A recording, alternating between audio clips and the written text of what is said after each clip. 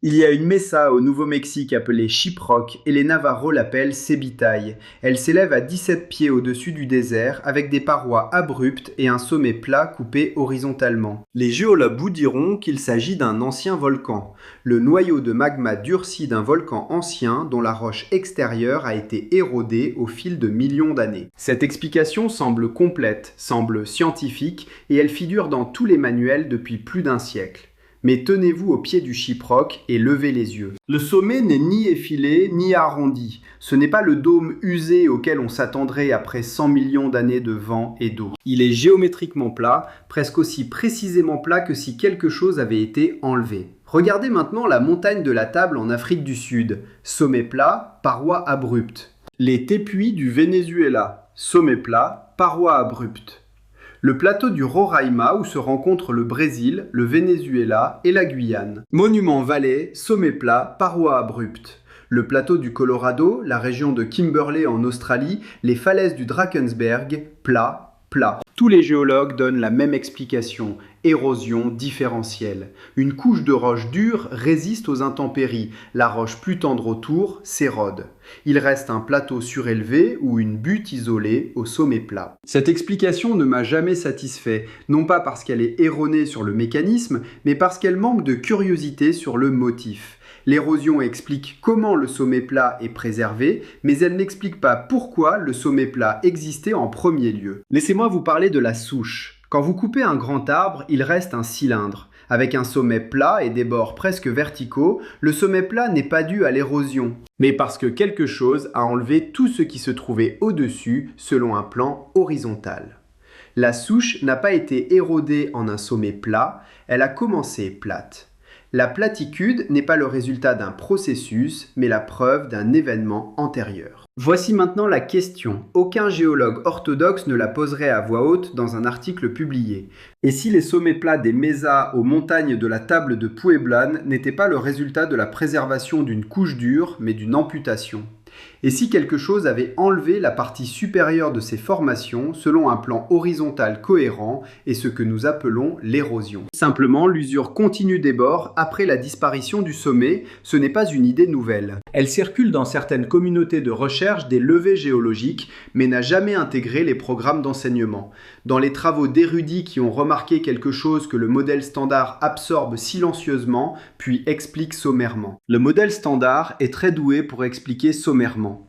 En 1965, un géomorphologue nommé Lester King a publié une monographie intitulée « La morphologie de la Terre ». King a passé des décennies à étudier les reliefs à sommet plat d'Afrique australe, et il est arrivé à une conclusion que la géologie orthodoxe n'a jamais vraiment acceptée, ni vraiment réfutée. Il a appelé ce processus le nivellement. L'idée que de vastes surfaces horizontales qu'il appelait surfaces de nivellement ont été tranchées à travers des continents entiers par un mécanisme agissant à l'échelle planétaire, King n'était pas un personnage marginal, il était doyen de la géologie à l'université du Natal. Son travail a été publié par Oliver et Boyd, une maison d'édition universitaire réputée. Ces données de terrain couvrent des milliers de miles carrés de terrain africain.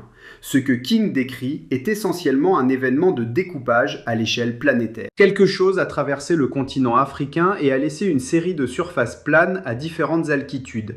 Elles ressemblent au cercle sur une souche d'arbre qui indique le passage de la lame. Il croyait que cela s'était produit plusieurs fois à différentes périodes de l'histoire géologique, créant ce qu'il appelait des surfaces d'aplanissement polycycliques.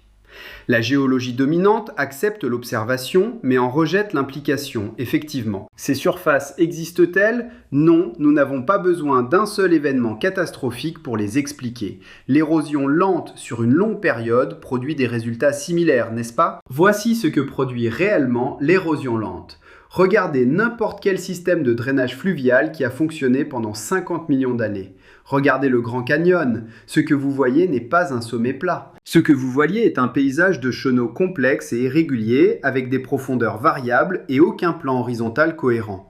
L'érosion hydrique suit le chemin de moindre résistance, jamais une surface parfaitement plane. S'étendant sur des centaines de kilomètres, la surface du Gondwana, que King a identifiée comme la plus ancienne surface d'aplanissement en Afrique du Sud, est incroyablement plate. Les levées géophysiques le confirment et elles couvrent des milliers de kilomètres carrés. À une altitude constante, seulement interrompue lorsque l'activité géologique ultérieure a incliné ou faillé des parties de celle-ci, ce n'est pas ce que produit l'érosion fluviatile. L'érosion fluviatile crée des vallées, des crêtes et des réseaux de drainage. Elle crée du relief, mais pas une surface de table. Les tépuis du Venezuela sont plus anciens que la forêt amazonienne qui les entoure. Ils sont antérieurs au système de drainage censé avoir érodé leur pente. Certains d'entre eux s'élèvent à près de 3000 mètres au-dessus de la plaine environnante. Si les pentes étaient érodées par l'écoulement normal, la quantité de matériaux enlevés dépasserait tout ce qui se trouve dans les archives géologiques connues sur une période équivalente. Des calculs ont été effectués et les échelles de temps nécessaires mettent à rude épreuve la crédibilité, même en géologie uniformitariste. Et pourtant, des falaises verticales au sommet plat, je veux être prudent ici et je ne plaide pour aucun mécanisme alternatif spécifique. Je soutiens que le cadre explicatif dominant a un problème de forme. Il n'a jamais été complètement résolu et le problème de forme devient plus préoccupant à mesure que vous rassemblez davantage d'exemples. Parce que les exemples sont globaux, le plateau du Colorado couvre plus de 300 000 km². Sa surface est incroyablement plate à une altitude d'environ 2000 mètres sur une superficie équivalente à celle de la France. À l'intérieur, des blocs individuels et des buttes ont des sommets plats. Le plateau lui-même a un sommet plat à l'échelle continentale. L'explication standard est que toute la région a été soulevée tectoniquement, puis disséquée par le fleuve Colorado et ses affluents. Mais le soulèvement tectonique ne crée pas un sommet plat, il crée des dômes, des crêtes et un relief élevé irrégulier. Quelque chose a aplati cette surface avant le soulèvement, et le soulèvement a simplement élevé une surface plane préexistante à son altitude actuelle. La planéité est antérieure au soulèvement, mais le soulèvement n'est pas l'explication. Le soulèvement est ce qui expose la question. Il existe un sous-domaine de la géologie appelé géomorphologie tectonique et il étudie la relation entre les formes de surface à grande échelle et les processus profonds de la Terre. Et il a produit un corpus de documents montrant que les surfaces d'aplanissement représentent des perturbations majeures dans l'histoire de la Terre. Ce ne sont pas des processus graduels agissant uniformément dans le temps, mais des événements et des seuils franchis, quelque chose qui s'est produit puis s'est arrêté. Le langage dans cette littérature est soigneusement pesé. Les géologues n'aiment pas le catastrophisme. Ce mot porte trop de bagages de l'époque pré-scientifique. Ainsi, la littérature utilise des mots comme épisodique, discontinu et polygénique. Cela signifie que quelque chose se produit rapidement, puis les processus lents prennent le relais. Et maintenant, nous voyons les conséquences de l'événement rapide à travers le prisme des événements lents. Ce document ne précise pas ce qu'est cet événement rapide, car le faire nécessiterait de nommer quelque chose, et nommer signifie que vous devez le défendre. Le plateau de Roraima en Amérique du Sud culmine à près de 3000 mètres. Ses parois sont verticales, son sommet est plat et recouvert d'un écosystème unique que l'on ne trouve nulle part ailleurs sur Terre.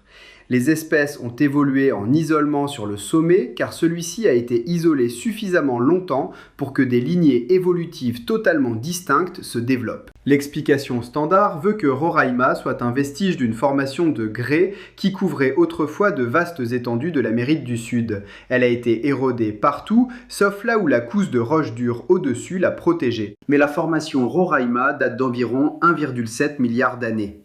L'argument de la préservation exige que la couche de roches dures ait été presque parfaitement résistante pendant tout ce temps. Alors que les roches environnantes, faites du même matériau, ont été érodées presque entièrement, les proportions ne correspondent pas, les chiffres n'ont pas de sens. La seule façon pour que l'explication standard fonctionne est de traiter l'érosion comme une variable.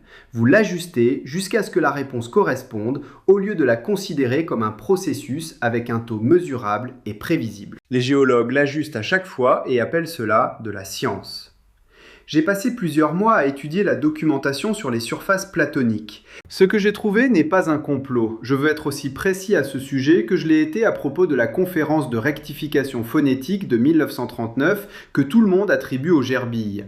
Il n'y a pas eu de programme coordonné pour supprimer l'hypothèse des souches et aucun mémorandum, aucune réunion où les géologues ont convenu de mentir. Ce qui existe est un paradigme. Thomas Kuhn l'a décrit en 1962 comme un cadre dominant qui absorbe les anomalies en effectuant des ajustements locaux plutôt qu'en modifiant le cadre lui-même. Les montagnes à sommet plat sont des anomalies, les surfaces d'érosion sont des anomalies et les surfaces d'altitude constante à l'échelle mondiale sont des anomalies.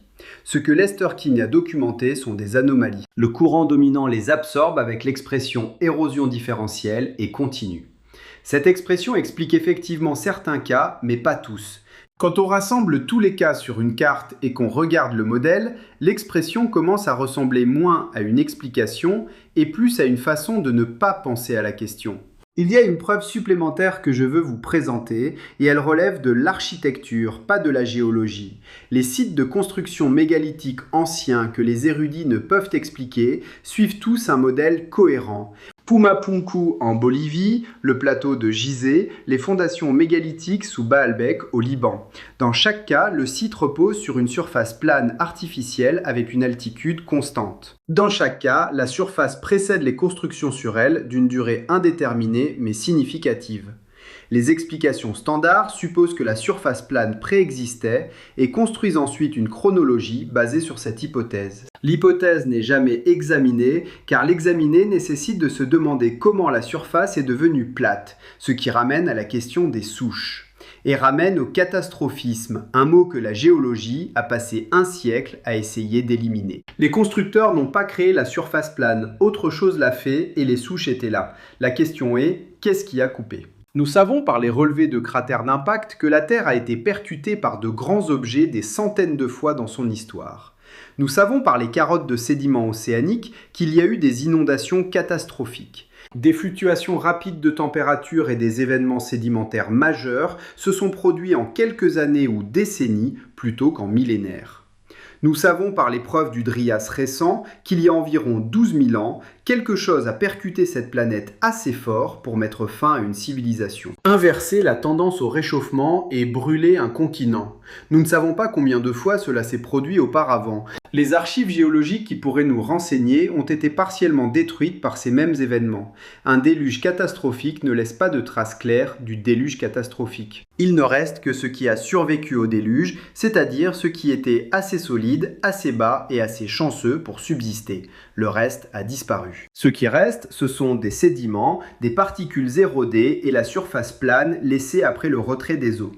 Chaque montagne au sommet plat est une archive. Elle enregistre un événement qui s'est produit au-dessus d'elle, un événement assez violent pour tout emporter au-dessus d'un certain niveau et laisser intact ce qui se trouve en dessous. L'archive ne nous dit pas ce qu'était cet événement, elle nous dit seulement qu'il était réel, qu'il agissait horizontalement sans distinction de matériaux, et qu'il s'est produit au moins une fois et sans doute plusieurs fois à différentes périodes de l'histoire de la Terre. La roche se souvient de la coupe. Nous l'appelons toujours érosion au navire.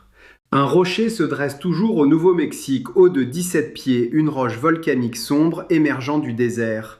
Les Navajos disent qu'il était autrefois un grand oiseau qui a transporté leurs ancêtres du Nord. C'est un mythe, et je ne plaide pas en faveur des mythes, mais considérez à quoi ressemble une tradition.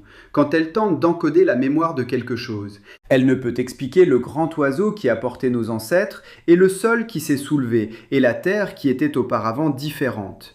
Différente comment ? Différente comme l'est une forêt après avoir été rasée, et différente comme l'est un paysage après que quelque chose de grand a été enlevé. Les anciens se souviennent des souches et ils n'ont pas de mots pour ce qui a abattu les arbres. Ils ont une histoire, les géologues ont un mot, érosion. C'est un meilleur mot que grand oiseau. Ce n'est pas une explication complète. Table Mountain au Cap mesure 960 mètres de haut et son sommet plat s'étend sur 3 km d'un bout à l'autre. Par temps clair, on peut la voir depuis 60 km en mer. Les marins l'utilisaient comme amère. Pendant des siècles, les colons hollandais arrivés en 1652 l'ont appelé Tafelberg, c'est-à-dire montagne de la table. Ils l'ont nommé d'après sa forme. Ils ne se sont pas demandé pourquoi cette forme existait. Nous non plus. Le sommet plat n'est pas un détail, c'est toute la question et toute la réponse. Quand on suit les preuves attentivement et qu'on résiste à la pression de les faire correspondre au modèle standard, elles indiquent quelque chose qui s'est produit, plutôt que quelque chose qui continue de se produire. vers des événements plutôt que des processus, vers un passé plus violent et plus récent que ce que le programme scolaire autorise. Des souches partout, une vaste forêt, et nous ne savons pas ce qui l'a abattu.